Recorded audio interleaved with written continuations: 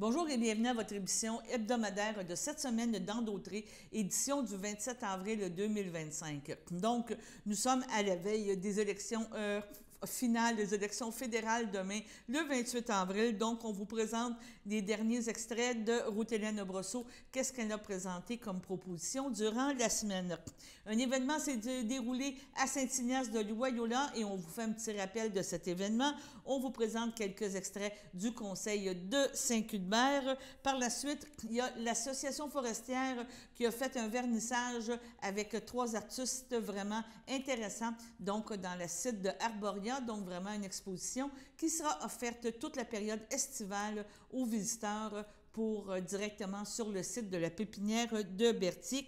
Une entrevue avec Denis Brochu, qui est le DG sortant de tourisme de Lanaudière. On a fait un bilan de ce qui s'est passé à Tourisme Lanaudière durant ces nombreuses années à titre de directeur général. On a invitation de Gabriel Drouin-Martin, DG de la Chambre de commerce, qui nous parle d'une invitation pour le Berthier-Brou. Et on termine avec une petite partie relaxante avec un extrait avec une présentation de Jocelyne qui nous présente encore quelques exercices à faire de yoga. Donc, bonne écoute et on se revoit la semaine prochaine. Admission générale, demande d'autorisation de passage du roulé SLA Québec. C'est une autorisation de passage pour un tour cycliste qui va se faire sur la 138, donc ça prend l'autorisation de la municipalité pour le ministère des Transports et la Sûreté du Québec. C'est beau. Je reviens tout le temps avec ma même phrase. Autrement, il faut qu'il passe par Saint-Gabriel. Oui, c'est ça. Oui, c'est roulé SLA Québec aussi. Là, c'est un organisme pour des fonds pour la sclérose latérale amyotrophique. Donc, c'est proposé par Richard Dion. Appuyé par Annie Sylvestre. Tout le monde est d'accord? Oui. Merci. Point 5, demande d'autorisation de passage pour le tour cycliste des policiers de Laval, 28e édition. Donc, c'est le même principe, mais là, c'est une autre organisation qui ramasse des fonds. Et eux, ils vont circuler sur notre territoire le 31 mai prochain. C'est proposé par Sylvain Toupin. Appuyé par Élise Fafard. Tout le monde est d'accord? Oui. Merci. Oui. Point 6, demande de commandite de l'organisme des bassins versants de la zone Bayonne. Oui, c'est une demande d'organisme par... ça le dit. Oui. Il n'y a rien d'autre. Vous avez conclu en séance de travail de contribuer à faire un don de 100 $ à l'organisation. C'est une collecte de fonds pour son 20e anniversaire. Donc, Vincent Bergeron. Annie Sylvestre. Tout le monde est d'accord? Oui. Merci. Point 7, demande de commandite. On a beaucoup de demandes de commandite. Du Club de l'Âge d'Or de Saint-Cuthbert. Le Club de l'Âge d'Or organise un souper pour son 52e anniversaire. Donc, ils ont fait une demande d'un don symbolique de 10 $ par année pour l'organisation de l'événement. Donc, une contribution de 520 $. C'est proposé. Sylvain Toupin. Appuyé par Richard Dion. Tout le monde est d'accord? Oui. Merci. Point 8, demande de commandite de l'organisme La Lueur du Fort. Donc, c'est ça, c'est pour la 15e édition du tournoi Atome Pee-Wee. Non. Point 8. On est où? Ah, je suis au point 9, moi. Oui, c'est une autre demande de commandite. Oui, donc c'est ça, c'est une autre demande de commandite. Eux s'occupent des gens aux prises avec des troubles de santé mentale. Vous avez... On donne 100 $. c'est ça. Proposé par Élise Fafard. Vincent Bergeron. Tout le monde est d'accord? Oui. Point 9, demande de commandite de l'Association du hockey mineur de Berthier. Donc, vous avez décidé en séance de travail de contribuer à hauteur de 50 $. Là, ça fait partie de leur plan de visibilité là, pour la 15e édition du tournoi Atome Pee-Wee de la Coupe des présidents qui va se tenir à l'Aréna Joanie Rochette du 4 au 20 avril prochain. C'est proposé par Sylvain Toupin. Appuyé par Annie Sylvestre. Tout le monde est d'accord? Oui. Merci. Point 10, acquisition de l'immeuble désigné comme étant le lot 4 262 371 et le 5 955 160 1790 rang York Saint-Cuthbert. Oui, donc c'est une demande de propriétaire, M. Jeannot Gaboury, va être dédommagé par le ministère de la Sécurité publique pour la démolition ou le déplacement de sa maison. Évidemment menacé à cause du glissement de terrain là, qui s'est amorcé sur le talus en arrière-cour. Donc, pour qu'il puisse avoir accès à cette subvention-là, il faut que vous acceptiez de prendre possession des lieux une fois que le terrain va avoir été nettoyé. Donc, Richard Dion. Annie Sylvestre. Tout le monde est d'accord? Oui.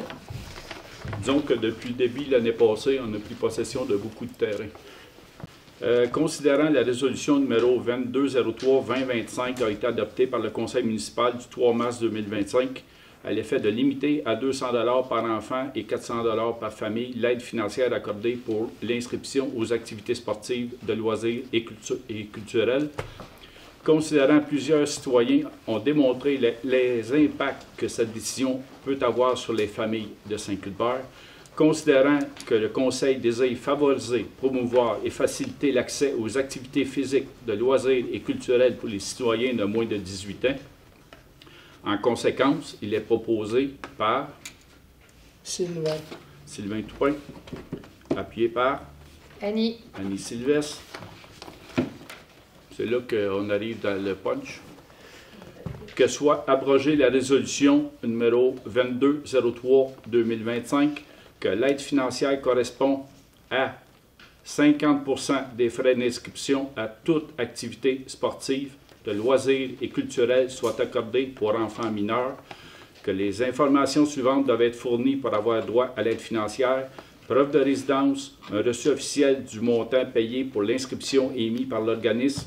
Le reçu devra indiquer le nom de l'enfant mineur, l'adresse et le nom de l'activité, ainsi que la catégorie. Ensuite, que l'aide financière ne peut dépasser 1 000 $ par enfant par activité. Que l'application de cette résolution est rétroactive au 1er janvier 2025. Voilà.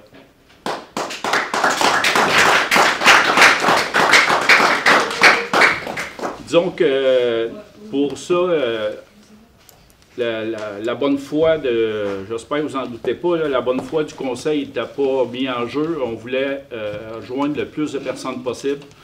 Le Conseil voulait changer la façon de faire. C'est avéré qu'avec l'impact qui a été démontré, ça a été plus restrictif que ce qu'on anticipait, mettons. Et puis, oui, c'est un changement d'angle.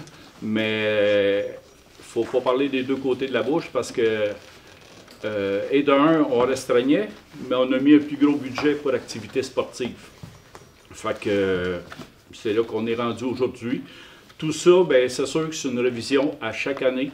Puis, je l'ai mentionné, mon but, c'est de... Présentement, il n'y a pas autant de familles. Le but, c'est d'avoir de plus en plus de familles à aider. Mais plus en plus de familles à aider, bien, on va réviser le budget à chaque année aussi.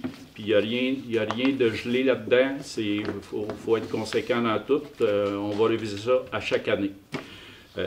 On ne sait pas, là, on espère avoir un plus de 40 portes qui va arriver à Saint-Cuthbert. Là-dedans, il va peut-être avoir des jeunes familles, justement, qui vont s'inscrire dans des activités. Fait qu'on veut encourager ça. Puis depuis le jour 1 qu'on était là-dedans, disons qu'on a fait un petit détour, mais le but est toujours là. Je suis en compagnie de Mélissa Malo, qui est de Sainte-Julienne, c'est bien ça, et vous exposez ici à l'Association forestière La Naudière. Pouvez-vous nous parler de quel genre d'œuvre que vous faites justement sur bois? Oui, dans le fond, j'aime utiliser des matériaux bois qu'on peut trouver dans la région, du frêne noir, du noyer noir, qu'on trouve un peu moins ces temps-ci dans la région. Et ensuite, je m'inspire beaucoup de la forme de la planche. Je vais faire de la pyrogravure. C'est comme un crayon qui brûle le bois. Je peux faire plein de motifs avec ça. Je vais aussi rajouter de l'acrylique ou des fois juste faire des peintures acryliques. Est-ce que vous faites un dessin avant? Est-ce que c'est l'inspiration qui fait comment vous créez? Ça dépend. Pour les paysages, je vais faire un petit coup rapide de crayon, mais ça va être vraiment... en dynamique avec comment ça avance. Pour des arbres, je les dessine un petit peu d'avance. Ça dépend des pièces. Je vois que c'est des tranches d'arbres, on pourrait dire comme ça. Est-ce que c'est justement, c'est un arbre que vous avez, vous coupez des tranches, vous le voyez ou c'est du recyclage? Comment vous choisissez vos J'aimerais pièces? ça, mais je l'achète à Montréal chez Langevin Forêt parce qu'ils ont des produits bien séchés qui vont être beaux dans le temps. OK, d'accord. Mais est-ce qu'il y a des choix de couleurs ou les modèles, quand tu y vas, tu te dis, moi, je ferais ça. Est-ce que tu avais une inspiration déjà en voyant les pièces? Oui, vraiment. Ça va être un coup de cœur souvent, la pièce. Je vais prendre les plus uniques ou ce qui me font penser à un paysage ou une truite, par exemple. C'est ça. Et autre point que je regarde quand je regarde vos œuvres, l'originalité de faire ça sur du bois, c'est anciennement, beaucoup de peintures étaient faites sur bois, c'était pas sur canevas et tout. C'est un retour aux sources. Pourquoi avoir choisi ce médium-là? Un retour aux sources, je dirais pas, parce qu'avant, je faisais sur toile. Mais c'est plus facile de peinturer sur une planche de bois parce que c'est super lisse. Je trouve aussi que ça apporte une autre dimension à l'œuvre. Ça met en valeur le bois et l'œuvre. OK. Le fait d'exposer ici à l'Association forestière Lanaudière qui voit l'éducation de la forêt, ça crée une belle connexion avec vous pour l'appel de projet? Oui, parce qu'en plus, je travaille dans la foresterie. Je suis ingénieure forestière, donc ça me parlait beaucoup comme projet. Et c'est votre passe-temps? C'est quelque chose que vous voulez faire la peinture, des choses comme ça, éventuellement en vivre ou travailler dans la forêt comme ingénieur forestier? Je veux rester ingénieur, mais en faire la fin de semaine ou en camping. Ah, OK. Là, je vois on a fait un petit peu le tour. Il y a plein de choses originales peinturées comme des bûches, des blocs et tout. C'est quoi vos sujets préférés? Je vois les montagnes, les arbres. C'est quoi vous appréciez le plus? J'aime beaucoup les arbres. Après, il va y avoir les montagnes, puis ensuite les animaux. OK. Et ça reste toujours là. Vous trouvez ça facile de faire des animaux, des choses? Ça peut être difficile? C'est facile avec un bon modèle. OK. Mais juste à l'œil, les proportions, c'est difficile. Que vous prenez des photos? Oui. Je m'inspire de photos. Je vais regarder différents animaux dans différentes positions. Les arbres, c'est plus facile. Ils sont tous uniques. Bien, ingénieur forestier, vous avez déjà une formation là, pour reconnaître les arbres et tout. Dans l'avenir, vous voulez faire quoi? Comme vous dites, vous restez ingénieur forestier, mais vous avez d'autres projets. C'est sûr, là, vous servez de du bois comme médium, mais avez-vous d'autres médiums que vous aimeriez utiliser? De la roche, de la pierre? J'aime bien ce format-là. J'aimerais peut-être tenter un peu la vannerie, mais c'est quand même difficile d'aller chercher des compétences là-dedans, je trouve. Non, c'est bien. Donc, on vous félicite. L'exposition va être ici jusqu'à la fin de l'été. On invite les gens à venir vous voir. Merci.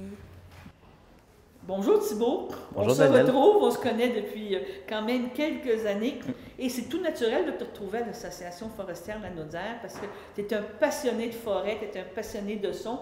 Et c'est quoi le projet que tu as présenté ici? Le projet que j'ai présenté ici, c'est des trames sonores, dans le fond, qui jettent une ambiance sonore dans les sons de la forêt à travers les saisons. Donc on a les 4 saisons représentées qui jouent un peu de manière aléatoire, dans le fond. D'accord. Et ça a pris beaucoup de temps à créer, j'imagine. Tu as passé 1 an à te promener dans quelle forêt? Tu t'es promené partout? En fait, c'est des enregistrements accumulés sur des années. C'est pas juste l'année dernière, ça prend beaucoup de temps d'aller en forêt. Donc c'est mes banques de sons personnels que j'accumule et qui me permettent d'utiliser à force des enregistrements. Que tu as refait des montages. Exactement. C'est quoi ta saison préférée? Oh là, il aurait fallu que j'y réfléchisse avant. Je pense que l'hiver, elle a quelque chose de particulier. Pas sur le plan sonore, mais oui, non, il y a quand même souvent les hiboux et les chouettes qui vont ululer au début de l'année. Et puis pour moi, c'est la saison de la liberté où je peux me rendre un peu partout en forêt, en ski ou en raquette. OK. Les gens ici vont entendre ces sons-là. Est-ce que c'est comme identifié ou on doit se créer notre paysage, se créer notre environnement pour dire « Ah oui, ça ressemble à l'hiver » ou « C'est qu'est-ce que je vis » ? C'est pas nommé directement. Il y a comme un petit code spécial en début de chaque trame. J'ai mis un espèce d'identifiant qui existe, que peut-être seul moi connais, mais à force de l'entendre, peut-être que les gens vont le reconnaître. Puis je pense qu'il y aura des guides, peut-être des fois, qui pourront un peu parler de qu'est-ce qu'on entend. Qu'est-ce qu'on entend? Parce que c'est vraiment... L'hiver, c'est tranquille. Comme tu dis, il y a différents sons. Oui. Et l'été doit être plus vivant ou plus actif là, Oui. au niveau des sons qu'on entend. Oui, en même temps, sur un montage de 10 minutes, je suis capable de mettre plein de choses, même en hiver, parce qu'il y a plein d'oiseaux qui restent quand même en hiver. J'ai capté des renards en hiver, donc il y a quand même des petites choses. Ouais. Tu as eu des belles découvertes, c'est ça que je comprends, que tu t'es aperçu qu'il y avait de la vie, même quand on pense qu'il n'y en a pas. Oui, complètement. C'est quoi la plus belle surprise que tu as eue ou que je pourrais dire, tu me sais des archives, Ouais. quand tu es allé les chercher, ça t'a ramené où? Est-ce que ça te ramenait toi aussi dans des événements, dans des choses? Ah ben, chaque enregistrement sonore que je fais, il est lié à un événement, à un lieu. Donc c'est sûr que moi, quand je les entends, je visualise ce lieu automatiquement, ce qui n'est probablement pas le cas pour les gens qui n'ont pas eux-mêmes fait l'enregistrement.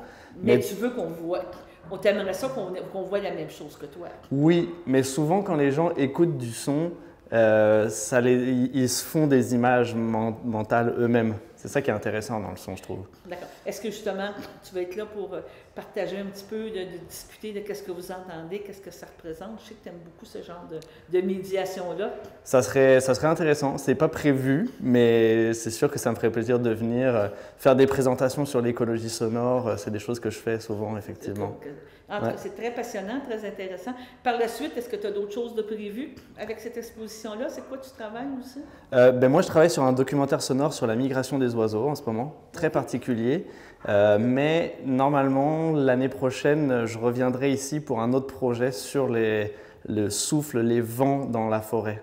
Parce qu'il y a une variété de vents, de sons qui existent même sans la vie animale. Donc, à suivre. Donc, tu as beaucoup de projets encore à explorer au niveau sonore, à nous faire découvrir. Je pense que c'est ta passion, mais oui. Tu l'exploites beaucoup. Là. C'est inépuisable. J'en ai pour toute une vie pour réussir. Puis vu que tu es tout jeune, bien, on va en profiter pendant encore plusieurs années et tout. Ouais. Bon, ben, je te remercie, Thibault. Merci à toi. C'est bon, bye. Je suis en compagnie de Denis Brochu de Tourisme Lanaudière. On a appris une grande nouvelle cette semaine que tu quittais Tourisme Lanaudière. C'était une décision vraiment réfléchie, c'était pas un geste impulsif, là. Oui, absolument. C'est une réflexion que j'ai entrepris en septembre dernier. En fait, ça fait 14 ans que je suis à la tête de Tourisme Lanaudière. C'est un travail qui demande, qui apporte beaucoup, mais qui demande beaucoup. C'est comme n'importe quel rôle de leader d'une organisation où on doit être celui qui stimule les troupes, puis dans mon cas, qui stimule une industrie puis un milieu à progresser. J'adore encore aujourd'hui ce rôle-là, mais je vois ça un peu à un moment donné comme une course à relais. Il arrive un moment où il faut savoir choisir le bon moment pour passer le bâton à quelqu'un, prendre le temps de reprendre notre souffle et voir comment on peut par la suite contribuer autrement. Donc c'est vraiment réfléchi. D'ailleurs, je ne pars pas tout de suite, je suis en poste jusqu'à la mi-juillet. Pour assurer une transition fluide avec la personne qui succédera à mon poste et puis aussi pour m'assurer de transmettre à une superbe équipe qui est en place à Tourisme Lanaudière les éléments qui pourraient être trop juste dans ma tête à moi pour s'assurer que tout se fera avec fluidité. Okay. À l'origine, tu m'as mentionné que tu étais à l'Office de tourisme de la Montérégie. Qu'est-ce qui avait motivé ta décision de venir à Tourisme Lanaudière? Oui, moi j'ai été 8 ans directeur de tourisme suroît, tout le sud-ouest de la Montérégie. Ça couvrait 3 MRC, Beauharnois-Salaberry, le Haut-Saint-Laurent et Vaudreuil-Soulanges. Puis avant ça, j'avais été commissaire au développement touristique dans une MRC, dans le même secteur, la MRC du Haut-Saint-Laurent, où j'avais développé du tourisme gourmand, travaillé avec la rivière Châteauguay, vous voyez un petit peu le topo. Puis, oui, quand je suis parti de tourisme suroît, c'était un défi en or. Les ATR, les associations touristiques régionales, c'est des bébites extraordinaires. Il y en a 22 au Québec, une par région. Et puis avoir la chance de diriger une de ces organisations-là qui sont qui ont un rôle à la fois formel et qui varie d'un milieu à l'autre, parce qu'on est des organismes indépendants, quand on appartient à nos membres. Moi, mon conseil d'administration, ce sont des entrepreneurs du territoire, mais on a aussi un mandat avec l'État, avec le ministère du Tourisme, qui fait que on est bien placé là, pour voir aux destinées du développement d'un territoire. Puis Lanaudière, qu'est-ce qui m'avait attiré ici? C'est vraiment son potentiel. C'est une région qui a encore aujourd'hui, 14 ans plus tard, qui a évolué beaucoup, mais qui a encore aujourd'hui beaucoup plus de potentiel que d'acquis. Je pense que je pourrais être à ce poste-là jusqu'à ma mort et je dirais encore la même chose parce que c'est énorme. On a un territoire riche. On a le Saint-Laurent, on a une plaine agricole incroyable dans laquelle on peut développer des choses. On a des villes d'envergure qui se développent bien. On a des montagnes, mais avec des dynamiques différentes. Une zone, le Piémont, qui est plus où il y a plusieurs de nos attraits, puis qui est un secteur plus de feuillus. Des terres publiques plus haut en montagne, vers Saint-Donat, vers Saint-Michel. On a Manawan là-dedans aussi, qui est d'une richesse incroyable au niveau de la communauté autochtone, de la communauté Atikamekw. Et puis, ce territoire-là, il y a des terres publiques, il y a des potentiels, que ce soit en culture, que ce soit en tourisme gourmand, que ce soit en plein air, dans la mesure où on le fait correctement, on ne verra jamais la fin du développement potentiel de ça. Ouais. Oui, bien, c'est à la fois une chance et un défi. C'est une chance parce qu'on a 3 millions de clients potentiels à 2 pas de chez nous. Vous n'avez pas idée comment ça nous a sauvé la vie pendant la pandémie d'avoir ça. D'ailleurs, on est la région qui a le mieux tiré son épingle du jeu, pas juste parce qu'on est tous bons, les entrepreneurs puis nous autres, mais parce que c'était logique d'aller dans une région où l'offre est dispersée sur le territoire quand on nous disait de ne pas s'approcher des gens. Et puis, ça a amené un développement dans les parcs, ça a amené un développement de la location de chalets, des résidences de touristes qui sont beaucoup mieux structurées qu'ils l'étaient à l'époque. Donc, cette proximité-là a des avantages. On peut facilement capter les clients. Mais oui, dans un regard plus de voyage, de vacances, ça fait qu'on est porté à regarder plus loin. Je vous donne un exemple. Quand les médias montréalais vont faire des entrevues sur le tourisme, ils vont penser à la Gaspésie, ils vont penser au lac Saint-Jean, ils vont rarement penser à une région comme la Naudière, parce que dans leur esprit, c'est leur terrain de jeu et non leur destination vacances. Mais c'est la même chose, en fait. C'est juste qu'on y vient dans un contexte différent que si on part plus loin sur le territoire. Oui, bien écoutez, il y a tellement de choses, mais la première, elle est vraiment au niveau de la cohésion de cette industrie-là. C'est quand même quelque chose, hein, où tu t'en as parlé du territoire, mais le territoire, c'est à la fois Terrebonne et Manawan, et Berthier et Saint-Donat. Là, je vais un peu aux extrêmes du territoire. Et puis, c'est des dynamiques différentes dans le même territoire. Et nous, notre travail, c'est de s'assurer que tout le travail se fait en cohésion, qu'on amène nos acteurs à travailler ensemble. Et qu'on respecte aussi le fait que les dynamiques vont être différentes. Hein? On ne vendra pas un produit de montagne pour le sud du territoire, puis on ne vendra pas le fleuve au lac Taureau. On va vendre des plages, par exemple, du lac Taureau. Ouais. C'est très différent. Donc, il faut être capable d'adapter. Il n'y a pas beaucoup de régions qui sont autant diversifiées que ça. Puis même en termes de couronne de Montréal, hein, on est dans 3 couronnes de banlieues complètement différentes. Donc, je suis arrivé à un moment où, heureusement, le milieu était vraiment dans ce modèle-là, les autres partenaires socio-économiques, de tenter de rassembler les forces, la présence notamment de la Naudière économique qui regroupe tous les acteurs du territoire, donnait une opportunité à ça et une volonté des MRC aussi de travailler ensemble, d'accepter que nous, on ne regarde pas le territoire en fonction des MRC non plus. Donc, il y avait une belle ouverture. Donc, moi, ma plus grande mission que je me suis donnée pendant ce mandat-là, c'est de regrouper les forces, de voir, parfois on est le leader, parfois on est seulement un complément à ce que les autres font. Et puis, il y a des projets que ça nous a amené à mettre en place. Par exemple, un fonds de développement de l'offre qui est non seulement financé par Tourisme sur la Naudière et le ministère du Tourisme, mais aussi par les 6 MRC. Très, très peu de régions ont réussi à mettre en place ce modèle-là, dont je suis très fier. La stratégie de rayonnement régional, la Naudière, Osée-Grand, Vivez-Grand, qu'on a fait avec la table des préfets et la Naudière économique, ça nous permet d'avoir une marque commune. C'est subtil, les gens ne le voient pas toujours, mais à peu près presque tous les logos des organismes socio-économiques du territoire aujourd'hui ont pris la forme, chacun dans leur personnalité, mais de cette image-là. Puis évidemment, il y a des actions de promotion autour de ça qu'on fait communément qui débordent du tourisme. Parce qu'un des grands défis de la région de la Naudière, c'est sa notoriété. Mm-hmm. Et ça va encore l'être pour longtemps. Et c'est assez simple à comprendre. Hein? Il y a 2 régions historiques qui ont un peu le même profil que nous autres, qui sont les cantons de l'Est et qui sont les Laurentides, qui ont pris des longueurs d'avance par le passé pour toutes sortes de raisons, notamment des autoroutes qui traversent la région du début à la fin. Et ici, ben, nos produits historiques sont les pourvoiries, la motoneige, et pendant longtemps, même si c'est encore aujourd'hui des superbes produits, la région a été associée presque exclusivement à ça. Graduellement, on a amené la région à être connue pour son offre de plein air non motorisé, pour sa culture, pour son tourisme gourmand avec les circuits gourmands Goûter Lanaudière. Puis aujourd'hui, dans l'esprit des gens, c'est beaucoup plus large, Lanaudière, et on le mesure année après année. On voit la notoriété monter, puis on voit nos parts de marché monter. Mais ceci dit, c'est graduel, puis de toute façon, on ne serait pas capable de recevoir le volume de clientèle que les Laurentides reçoivent aujourd'hui. Peut-être dans 10 ans, on sera capable, mais aujourd'hui, on prend les bouchées une à la fois. L'important, c'est qu'on prend des parts de marché, puis que notre notoriété augmente. Donc, évidemment, on pourrait t'en parler longtemps. Hein, de oui, je te vois passionné, là.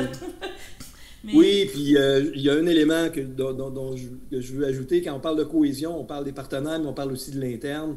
L'équipe, aujourd'hui, quand je suis arrivé, c'était une équipe d'une dizaine de personnes. Aujourd'hui, on parle d'une équipe de 20 personnes parce que nos mandats se sont élargis.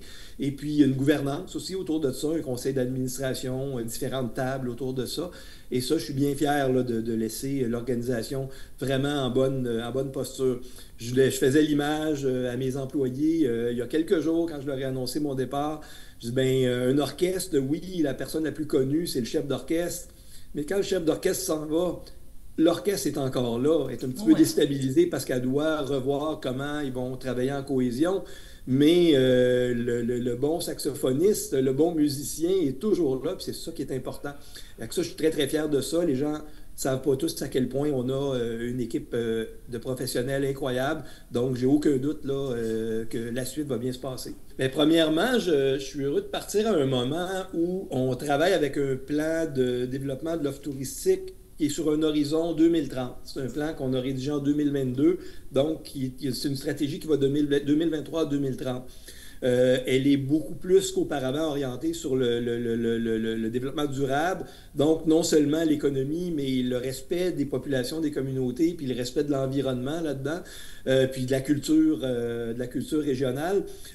Donc, la prochaine personne qui va arriver peut prendre le temps de se poser, prendre les repères, regarder comment les choses cheminent, parce qu'il y a déjà un plan. Il n'y a pas urgence demain matin à le refaire. Ceci dit, toute nouvelle personne qui va arriver avec des superbes idées pour lesquelles moi je n'aurais jamais pensé. Et c'est ça la beauté d'un changement.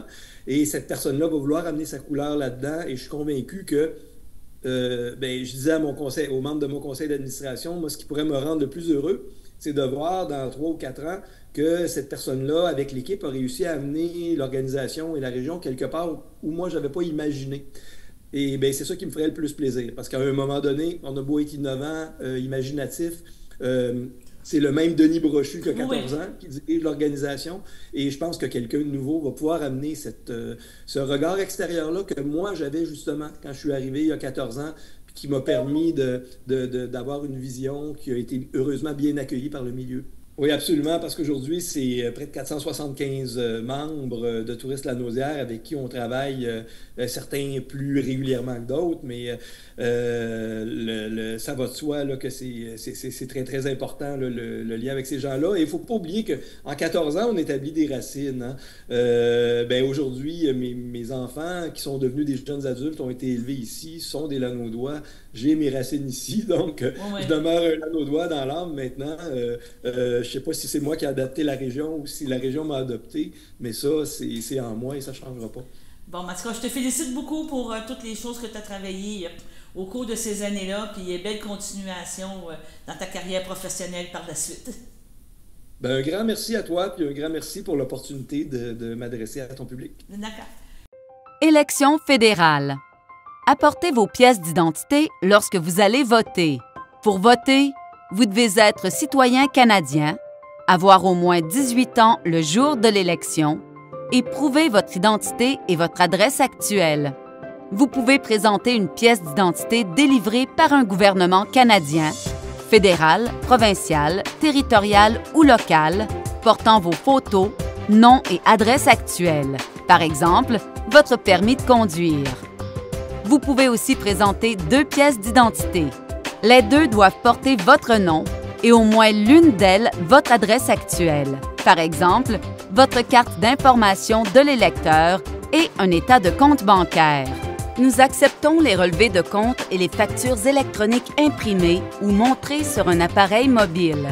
Si vous n'avez pas de pièce d'identité, vous pouvez tout de même voter si vous établissez votre identité et votre adresse en faisant une déclaration par écrit et demandez à une personne d'être votre répondant. Cette personne doit vous connaître et être inscrite à votre bureau de vote. De plus, elle doit prouver son identité et son adresse. Visitez élections.ca pour l'information officielle sur le vote ou téléphonez au 1-800-463-6868 ou ATS 1-800-361-8935. C'est en compagnie de Gabriel Drouin-Martin, DG pour la Chambre de commerce de Berthier, et on est dans la façade de locomotive. Oui. Et le but est vraiment important parce que tu veux nous parler de Berthier Brou qui revient cette année encore. La 8e édition du Berthier Brou, le 31 mai, dès 11h. On a déjà 9 microbrasseries d'accepter, une distillerie, des jeux, de la nourriture, pour tous les âges. Même si vous n'aimez pas la bière, on a quelque chose pour vous cette année, inquiétez-vous pas. Et bien sûr, des spectacles. C'est ça, tu as des choses. Tu parlais que tu avais 9 microbrasseries, une distillerie. Oui. Est-ce qu'il reste encore de la place? Ben oui, il reste toujours de la place. On recherche toujours des kiosques, on a toujours des demandes. On veut vraiment accueillir le plus de commerçants, mais aussi des micros et tout autre qui pourrait se joindre à l'événement. OK. Tu nous parles de microbrasseries. Ils viennent de où, ces microbrasseries-là, madame? Pas mal concentrés dans la Nodière. OK. Ça, c'est vraiment les 9, vraiment l'Anaudois. On a des gens aussi un peu plus loin. On va pouvoir avoir le Trécarré de Saint-Côme. On a la Forge du Mal qui est à Trois-Rivières. Bref, des noms comme ça là, qui proviennent d'un peu partout, dans le fond. C'est ça, parce qu'on a quand même des brasseries récurrentes. Là. Ben oui, tous les ans, ils font le line-up pour venir faire un tour à Berthier parce que c'est intéressant. Puis... Ben oui, c'est toujours le plus intéressant. Puis c'est leur moment pour présenter leurs nouveaux produits, les faire déguster ou avoir justement de l'achalandage dans leur microbrasserie. C'est un moment idéal pour eux. Le fait de le faire en début de saison aussi, ça a sûrement une importance pour inciter les gens à se promener dans le coin par la suite. Là. On est les premiers, fait qu'effectivement, ça rajoute des destinations au voyage quand on voyage au Canada ou même au Québec pour faire ça. La formule va toujours la même, il y a comme un verre, c'est quoi, il y a un droit d'entrée? Comment bracelet, verre, suivez aussi les pages Facebook des microbrasseurs. Il y a toujours des petits concours qui se font un peu partout pour gagner des bracelets de participation. Ça vient toujours en paire, toujours le même principe. Le même principe et tout. Puis au niveau des spectacles, des choses, est-ce que tu as des annonces à faire ou c'est encore discret? Je ne peux pas encore les divulguer, mais oui, on a 4 artistes réservés déjà pour l'événement. Fait que dès 4 heures, on commence les spectacles puis on brasse la cage jusqu'à 10 heures facile. Bon, en tout cas, félicitations pour l'implication pour le centre-ville, puis on s'en reparle. Bien, merci. Merci. Donc, bonjour tout le monde, merci d'être là. Présentement, on est à Berthierville, dans la plus belle circonscription de Berthier-Masquinongé. Aujourd'hui, je vais vous parler d'un enjeu criant. L'accès à un médecin de famille en région. C'est pas la première fois qu'on en parle. On a eu des mairesses, on a eu des gens des milieux d'affaires qui en parlent. C'est un enjeu qui date d'il y a 10 ans, 15 ans, 5 ans. Les services médicaux dans Berthierville couvrent Berthierville, Sainte-Geneviève-de-Berthier, puis 8 municipalités et villages autour. Les dernières années, la majorité des médecins de famille sont partis à la retraite. C'est normal, on a une population vieillissante. Il nous reste donc un petit groupe d'infirmières, praticiennes et un seul médecin à Berthierville. Donc, on parle d'un seul médecin qui va servir 15 000 personnes. C'est complètement inacceptable. Et ce n'est pas une situation isolée. On n'est pas unique à Berthierville. On voit la même chose à Saint-Gabriel-de-Brandon. Il y a un seul médecin actif pour les gens et tous les villages autour. Au pays, plus de 6,5 millions de personnes n'ont pas accès à des services de santé de base. Lorsque les gens ne peuvent pas obtenir des soins dont ils ont besoin dans le système public, ils se tournent vers les cliniques médicales privées qui font payer le gros prix. Si on veut voir un médecin, puis on n'a pas de médecin de famille public, les gens peuvent se tourner au privé, mais ça coûte une fortune. Un rendez-vous, c'est 150 $. Si c'est un annuel qu'on doit faire, c'est 350 ou 500. C'est pas tout le monde qui a le budget pour ça. On parle des personnes âgées qui sont laissées à elles-mêmes, des jeunes vulnérables ou des personnes qui n'ont pas nécessairement de voiture pour se rendre à Joliette ou à Trois-Rivières. Puis on sait très bien, on n'a pas de transport en commun ici. Les milliers de personnes sont orphelins de famille. Ni les libéraux ou le Bloc ont levé leur petit doigt pour régler cette situation ou même en parler de cette situation dans Berthier-Masquinongé. Les jeunes médecins préfèrent probablement aller à Joliette ou dans le sud de la Naudière, où les infrastructures sont plus attrayantes, plus neuves. Pourtant, on sait qu'un projet nouvelle clinique de GMF ici à Berthierville est sur la planche à dessin depuis des années. Je me rappelle, quand j'étais élue dans Berthier-Masquinongé, j'ai travaillé avec l'ancienne mairesse Suzanne Nantel, puis elle travaillait avec les autres élus, le CIUS, le préfet, puis elle a travaillé fort pour essayer d'attirer un médecin de famille. Mais ça fait des années que rien ne bouge, alors que pour attirer des nouveaux médecins, on sait que ça prend des nouveaux locaux. Et pourquoi rien n'avance? C'est là la question que je me pose, parce que les maires, les mairesses, les gens d'affaires dans Berthier, à Lavaltrie, à Saint-Gab, sont prêts, mais rien n'avance. Donc, si je suis élue, je m'engage à faire débloquer ce projet et travailler, bien sûr, avec le gouvernement du Québec, bien sûr, avec Caroline Proulx, qui est notre députée au provincial, Simon Allaire dans Masquinongé, avec les gens d'affaires, pour qu'on développe une nouvelle clinique ici à Berthier. Je m'engage à attirer plus de médecins de famille dans la région, ainsi que davantage d'infirmières spécialisées. Ça ne devrait pas être un luxe de prendre soin de notre santé. Si on n'est pas en santé, on n'a pas grand-chose. Il faut faire la santé préventative et pas réactive. C'est une question de santé publique et de dignité pour les gens dans Berthier-Masquinongé. Notre système de santé gratuit au Canada, au Québec, je ne sais pas si vous le savez, c'est grâce au leadership du NPD et j'en suis fière. Au NPD, on est le seul parti qui a une stratégie pour affronter l'hémorragie dans notre système de santé. On veut augmenter le financement en santé pour aider le Québec à recruter plus de médecins et de personnel en santé. On veut mettre en place un fonds pour la construction d'infrastructures comme les établissements de santé, comme le GMF à Berthierville. Et finalement, on veut mettre en place des incitatifs fiscaux pour encourager les médecins à pratiquer en milieu rural. Jack Layton, on se rappelle, il disait souvent, si on veut rencontrer un médecin, on a juste à appeler un taxi ou aller dans un shop. Donc, il faut travailler avec la province du Québec pour une reconnaissance des diplômes étrangers en collaboration avec les provinces. Un vrai service de santé publique gratuit et universel, ça tient à cœur toutes les Québécoises et tous les Québécois. Ça fait écho à nos valeurs de solidarité parce que pour nous, prendre soin de notre monde, c'est important.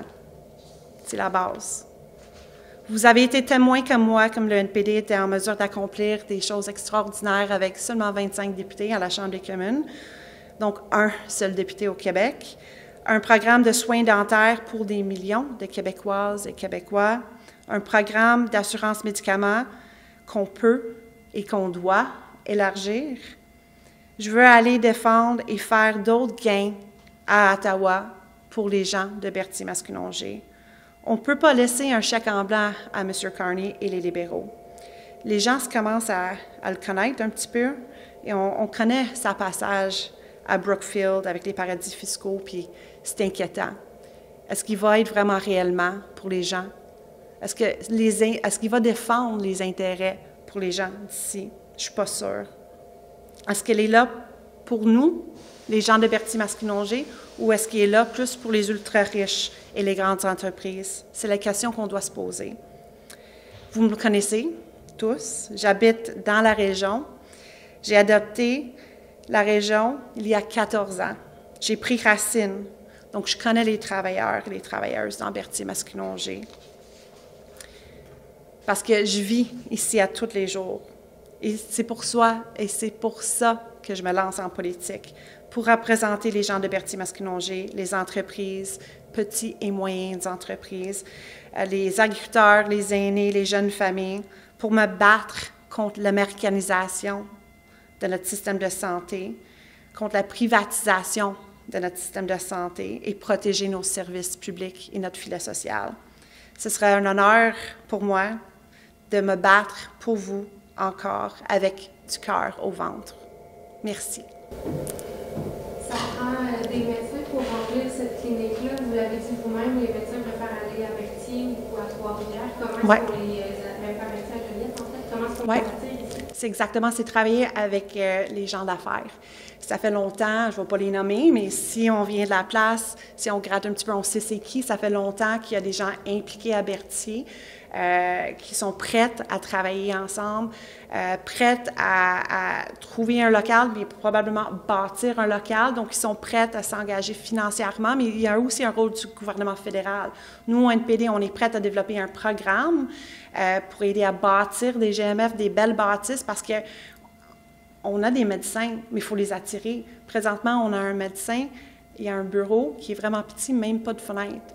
Notre médecin de famille ici à Berthier, il s'approche à la retraite. Il aimerait ça prendre sa retraite éventuellement, mais j'imagine il veut partir avec le cœur léger aussi.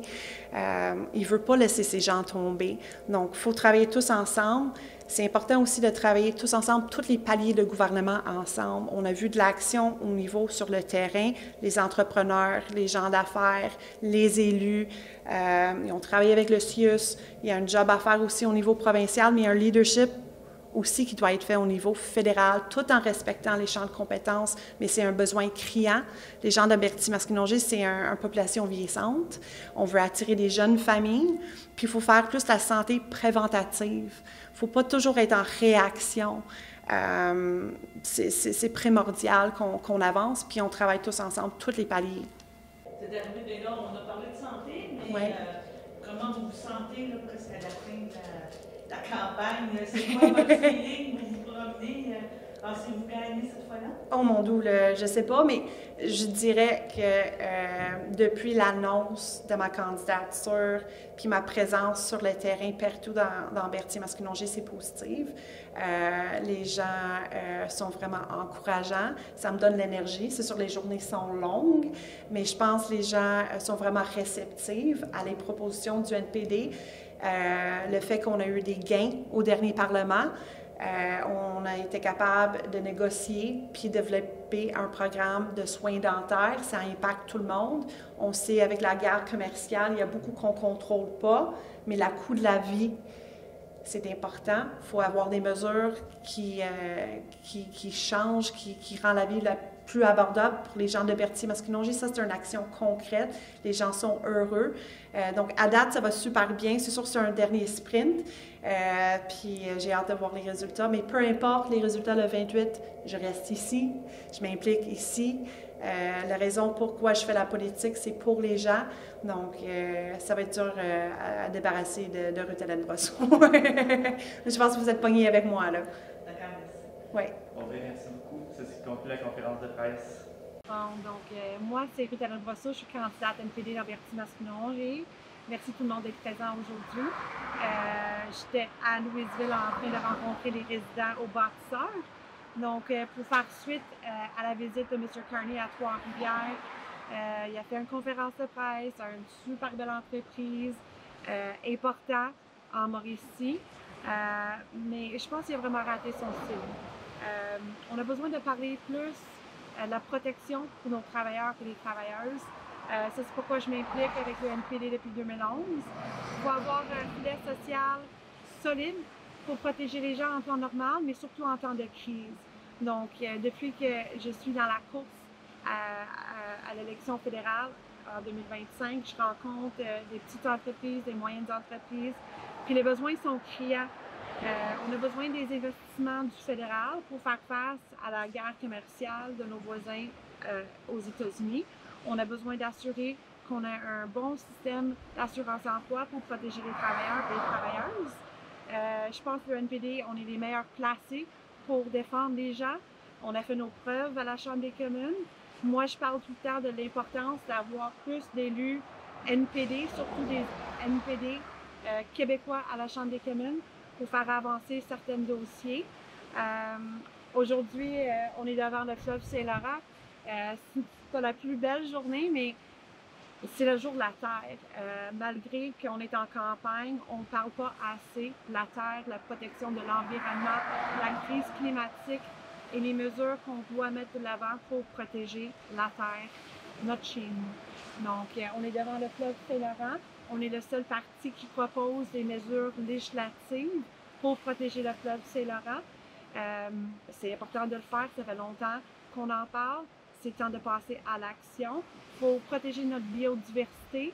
Il faut investir aussi dans l'agriculture, toutes les mesures que nos agricultrices et nos agriculteurs font au quotidien pour protéger la terre. Il faut les compenser pour ces belles mesures-là. L'érosion des berges, c'est un gros enjeu. Je sais à Berthier, je vais souvent aux îles. Ça fait peut-être 15-20 ans qu'on en parle d'avoir un programme pour protéger les berges. Il faut le faire. Il faut arrêter les subventions pétrolières. On est en 2025. Puis il faut se rappeler aussi que les deux partis libéral et conservateurs sont vraiment pro-pipeline. Nous, on n'est pas pro-pipeline. On est pro-terre, on est pro des mesures environnementales pour vraiment agir contre la crise climatique qu'on vit, qu'on subit. Donc, je me rappelle très bien la mobilisation puis les consultations que j'ai faites en Berthier-Masquinongé, notamment dans la MRC d'Autrey, avec les élus, avec plusieurs organismes à but non lucratif, mais avec les citoyens de Berthier-Masquinongé, parce que tous ensemble, on a pris une décision contre le projet d'énergie Est. Puis je pense encore aujourd'hui, c'est plus urgent de se mobiliser contre les projets, puis investir dans un futur plus vert, plus renouvelable. Donc, aussi, je veux vous remercier. Vous venez de Berthier, CTRB, ça fait longtemps que je fais des entrevues avec vous. La télé communautaire, les médias locaux sont vraiment importants. On vit une crise aussi dans les médias, donc il faut subventionner Radio-Can, CBC, c'est primordial, c'est important, mais je remarque aussi que les médias locaux, ils souffrent énormément dans Berthier-Masquinongé. Moi, je priorise tout le temps les médias locaux, donc CTRB, les radios communautaires, CFNJ, 103.1, j'aime tous les médias. Vous faites un travail extraordinaire, mais on remarque qu'il y a moins de journalistes sur le terrain. Puis le gouvernement fédéral, il y a un rôle à jouer pour soutenir les médias locaux. Il y a de plus en plus de désinformations qui circulent. Donc, c'est vraiment primordial puis important le rôle que les journalistes jouent sur le terrain chez nous. Donc, pour moi, ça va être important, si je suis élue, de travailler avec vous pour trouver des solutions pour vous mieux soutenir les gens qui sont sur le terrain, qui parlent de la réalité, qui parlent de ce qui se passe chez nous. Donc, je vous remercie. Oui, il localise un homme, oui. Oui, il était à pied et puis cette personne était recherchée. Il était sur la route 158 à Saint-Ignace. C'est quelqu'un qui était à pied, c'est ça, à l'origine, OK.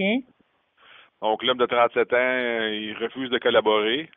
OK. Prend la fuite à pied. OK.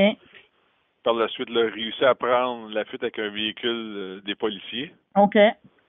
En poussant un autre véhicule là, qui bloquait le chemin. OK. Donc, par la suite, il y a une poursuite qui est engagée, mais rapidement annulée à cause que c'était trop dangereux. OK. Fait que lui, il a continué là, à circuler sur l'île, dans le fond. OK, moi, c'est ça, oui, je comprends. Oui, c'est ça. Donc, le suspect, lui, percute un véhicule banalisé qui était dans le secteur là, qui faisait du ratissage. OK. Continue son chemin. OK. Il arrive face au barrage avec le tapis à clous. OK. fait un demi-tour. OK. Pour l'éviter, puis il repart dans la même direction, accélère, puis va frapper le véhicule policier encore une deuxième fois. OK, d'accord. Il y avait un policier à l'intérieur. Il était en conduit au centre hospitalier. Il a eu son congé. On parlait de blessures qui ne mettaient pas sa vie en danger. Lui aussi, il a été amené au centre hospitalier parce que... Oui, c'est ça. Avec lui, il avait des blessures qui ne mettent pas sa vie non plus en danger. OK. Fait qu'à ce moment-là, on a fermé le secteur. Il y a eu analyse de la scène. OK. La personne, là... cette personne-là avait quitté un centre hospitalier, là... puis il avait fait un bris d'ordonnance. Un bris d'ordonnance. Là, j'imagine qu'il est repassé en cours aujourd'hui, là, c'est ça? Ben là, je le sais pas. Ça dépend de son état de santé. Ah, OK.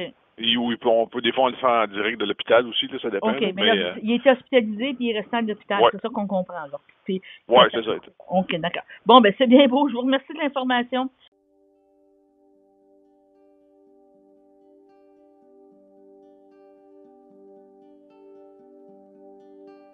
On va commencer debout. Donc, je vous rappelle que c'est le dernier cours de la série. Là, j'imagine que tout le monde est au courant. J'en ai parlé la semaine passée. J'ai envoyé une infolettre et j'ai fait l'annonce sur Facebook.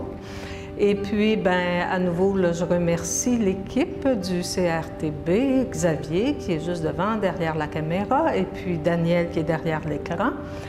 Et voilà. Fait que, on va commencer le cours aujourd'hui debout. Fait que vous pouvez vous lever.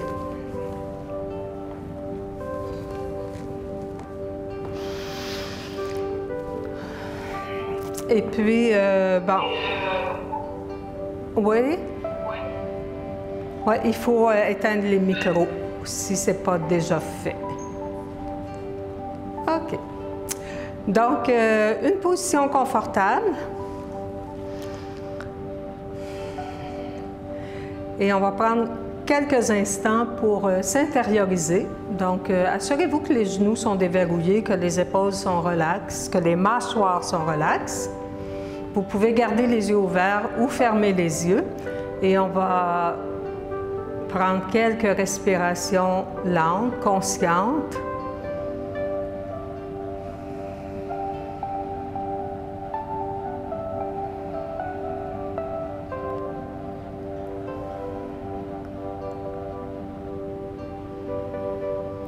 Et répétez mentalement son Sankalpa à quelques reprises.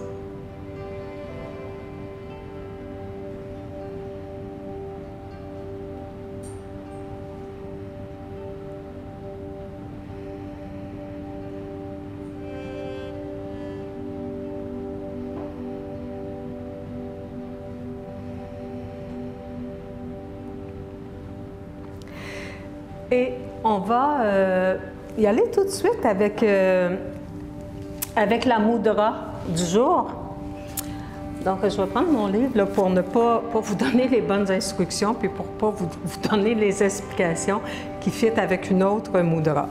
Donc, c'est une mudra pour cultiver sa joie. Fait que j'ai pensé que c'était opportun avec la neige qu'il y a aujourd'hui dehors puis avec les nouvelles là, par rapport à la pandémie qui ne s'essouffle pas, on dirait. Donc, cultiver sa joie en toutes circonstances, voilà ce que les mudras proposés vont vous apporter. En fait, il y a toute une série de mudras là, qui est toujours issue du même livre. Il y a toute une série de mudras qui aident à cultiver la joie ou à réguler les émotions, mais on va en faire seulement qu'une aujourd'hui. Donc, si vous vivez une journée de rêve, une mudra vous fera prendre davantage conscience de cette chance. Si vous vous sentirez encore mieux, vous sentirez encore mieux sa puissance que vous décuplerez. Si vos jours sont noirs, une mudra sera comme un rayon de soleil qui réussit à percer entre deux gros nuages de la tempête. Si tout est gris, une mudra vous aidera à faire venir la joie, à la provoquer même, puis à l'entretenir et à la garder bien au chaud. Donc, la mudra, c'est celle-ci. Donc, la paume des mains est tournée vers soi. On accroche les pouces ensemble et puis les autres doigts sont ouverts. Donc, les mains, je pense que c'est au niveau du cœur, là, mais je vais vous lire l'explication là, pour être certaine que je ne fais pas d'erreur. Donc, ça s'appelle Garuda Mudra et geste de l'aigle, roi des oiseaux. Donc, croisez les mains devant la poitrine, la main gauche restant vers l'extérieur alors que la main droite est près du corps. Les paumes des mains font face au cœur, les pouces entrelacés. Les pouces accrochés et les autres doigts étendus forment les ailes d'un oiseau. Les doigts peuvent être assemblés ou écartés. Bon. Garuda Mudra cultive l'harmonie et offre un sentiment de légèreté et de liberté. On la surnomme le geste de l'aigle en position, la position des doigts rappelant les ailes d'un oiseau. En faisant un balayage devant l'abdomen, le nombril, l'estomac et la gorge, un alignement subtil se fait en douceur et cultive l'harmonie en offrant un sentiment de légèreté et de liberté. Les pouces activent de manière puissante l'élément feu, purifiant ainsi les organes internes, et quand les mains s'ouvrent comme des ailes, ceci active la circulation du prana, l'énergie vitale, dans tout le corps. On peut ajouter un exercice de visualisation. Donc, visualisez une cage à oiseau plutôt, grande et belle, avec un magnifique oiseau à l'intérieur sur une terrasse au dernier étage d'un immeuble en ville, près d'un grand parc. Vous ouvrez la porte de la cage, l'oiseau s'envole, il virevolte dans tous les sens, ivre de bonheur, vous le regardez, vous souriez et il revient se poser non loin de vous avant de repartir voler, voler, voler. Le spectacle vous remplit de joie tout autant que d'être à l'origine de cette libération. Et le sankalpa qu'on peut dire intérieurement, je me sens bien, je me sens libre, je me sens en joie.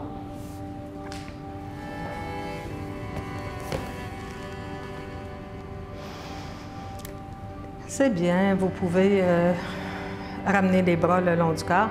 Je vous rappelle que les mudras, on peut les faire, je trouve que c'est une belle petite routine pour démarrer sa journée. Fait que si vous avez le goût de les faire pendant toute la semaine qui suit le cours, hein, ça prend 5-10 minutes, pas plus. Fait que c'est une belle façon de démarrer sa journée. Et on va poursuivre avec cette semaine un do-in. Fait que écartez un peu les pieds. Amenez les mains ensemble et on frotte vigoureusement les mains ensemble l'une contre l'autre pour amener de la chaleur. Donc un do-in, c'est un automassage qui permet d'activer la circulation d'énergie dans le corps.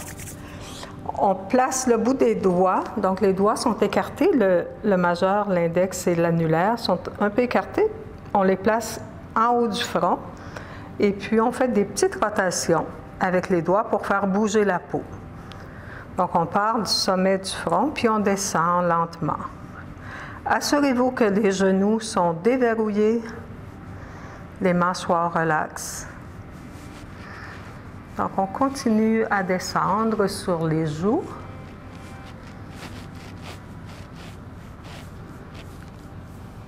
Jusqu'au maxillaire inférieur.